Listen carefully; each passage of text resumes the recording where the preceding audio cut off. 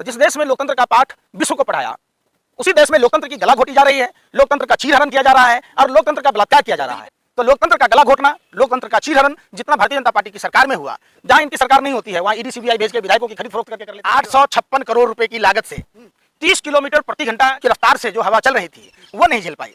50% commission. अब यहां मध्य प्रदेश में 50% कमीशन की सरकार, वहां तीन चीजें हैं, शिवराज, महाराज और नाराज। ऐसा कोई सगा नहीं जिसको ठगा नहीं। गुजरात में जो डैम बना था वो डैम पानी के टेस्टिंग में ध्वस्त हो गया। जब सड़क का उद्घाटन करने गया, पार्किंग बन गया। बुंदेलखंड हाईवे का स्थिति देखा होगा कि नारियल फोड़ने से नारियल नहीं फूटी, सड़क फूट गई। आपने बनारस में बीएचयू में देखा होगा, प्रधानमंत्री जब उद्घाटन करके आए अब पूरा का पूरा ध्वस्त हो गया। आप ये बताइए एक्ट ऑफ फ्रॉड है कि नहीं है? और ये नाम दे देते हैं एक्ट ऑफ गॉड का। अरे भाई 30 किलोमीटर का रफ्तार था, अगर कहीं 150 किलोमीटर का होता तो वहां तो सुर्खी तक नहीं बचता। वो भी 6 ऋषि महात्माओं के प्रतिमा खंडित हो गए और मूर्ति का खंडित होना भाजपा के लिए अशुभ संकेत है। मणिपुर से हजारों लोग जंतर मंतर पर बैठे हैं। मणिपुर की घटना दिल को झकझोर देने वाली घटना है।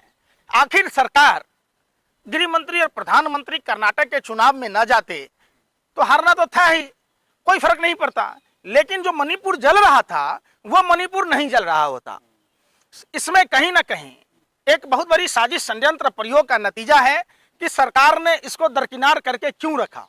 अमित शाह तो कह रहे देश मजबूत हाथों में। आज तक इनसे पुलवामा का आरडीएक्स का पता नहीं चला कि 300 किलो आरडीएक्स किसका है। देश में बहन बेटियों के इंसाफ के लिए इन्होंने आवाज तक नहीं बोला।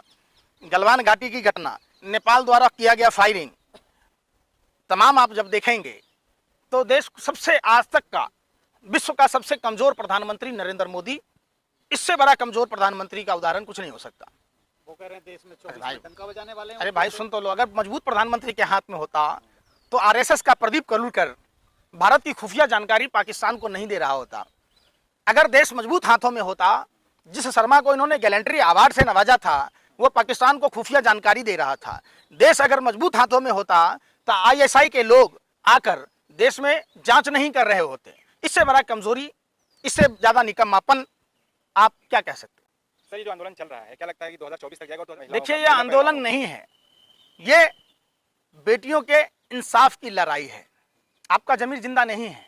अगर आपका जमीर जिंदा होता, अगर आपके घर की बहन बेटियां होती, तब भी क्या आप यही बात कह रहे होते?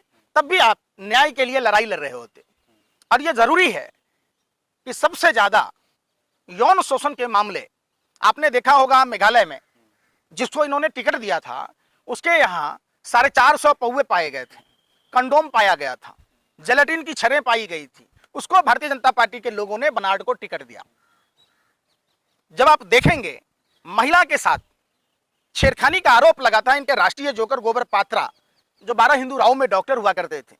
जब से डॉक्टर ही छोड़ दिया, जो पुई पुई करता था, ये तो हम 10 रुपये बच्चे को देंगे तो पुई पुई करता रहेगा, तो उसको आईटीडीसी का चेयरमैन बनाया गया। सोचिए, ये पूरे अगर देखेंगे भारतीय जनता पार्टी कुकर्मी लोगों का स्वर्ग है।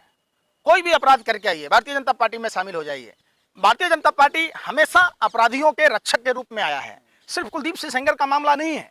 अगर ये लोग कुलदीप सिंह सेंगर के साथ नहीं होते, ये अगर पीड़िता के साथ होते तो पीड़िता के पूरे परिवार को जान नहीं गंवानी पड़ती। आप क्या चाहते हैं कि देश संविधान से चले या मुख्य कानून जो भाजपा के नेता कहेंगे वही काम होगा?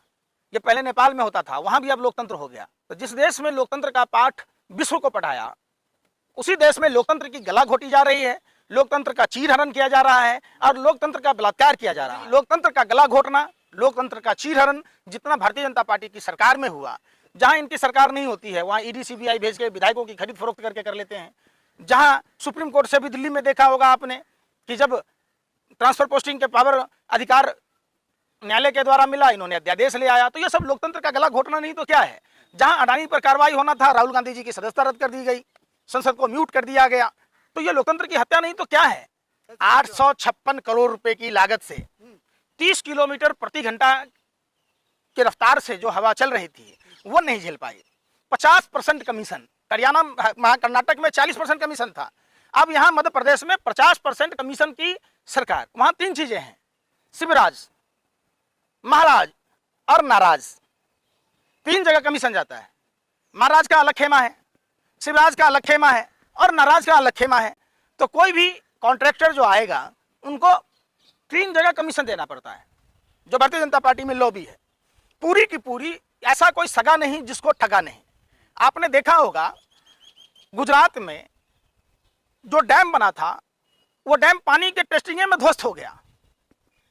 जब सड़क का उद्घाटन करने गया तो नारियल उसमें देखे पार्किंग बन गया। बुंदेलखंड हाईवे का स्थिति देखा होगा कि नारियल फोड़ने से नारियल नहीं फूटी, सड़क फूट गई। आपने बनारस में बीएचयू में देखा होगा, प्रधानमंत्री जब उद्घाटन करके आए अब पूरा का पूरा ध्वस्त हो गया। तो यह सरकार इतना ना कमीशन निचोड़ लेती है कि क्या करेगा ठेकेदार, क्या काम करेगा, और उल्टा ये कार्रवाई किस पर करते हैं, अधिकारी पर कर देते हैं। अरे भाई, अधिकारियों की मजबूरी है। भाजपा के नेता और मंत्री 50-50% कमीशन लेते हैं। अगर कमीशन नहीं लेते तो इतना घटिया गुणवत्ता का, आप ये बताइए, एक्ट ऑफ फ्रॉड है कि नहीं है? और ये नाम दे देते हैं एक्ट ऑफ गॉड का। अरे भाई, 30 किलोमीटर का रफ्तार था, अगर कहीं 150 किलोमीटर का होता तो वहां तो सुर्खी तक नहीं बचता, एक कील तक नजर नहीं आता। ये तो 30 किलोमीटर की रफ्तार से बहने वाले हवा में, जो सामान्य सा हवा, उसमें जब वो भी 6 ऋषि महात्माओं के प्रतिमा खंडित हो गए, और मूर्ति का खंडित होना अशुभ संकेत है। यह हिंदू सशक्त सनातन हिंदू धर्म में जब मूर्तियां खंडित होती है, इसका मतलब आप समझिए कि भाजपा के लिए अशुभ संकेत है।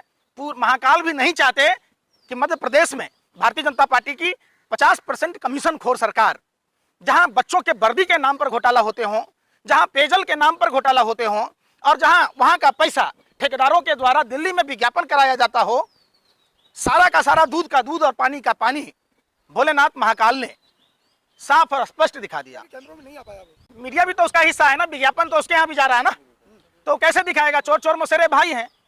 तो आप इससे उम्मीद क्या कर सकते हैं? मीडिया से अगर उम्मीद करते तो मीडिया उसकी गुणवत्ता के बारे में जानकारी लेती कि किस आधार पर बनने थे और उसमें ऐसी कौन सी लापरवाही हुई।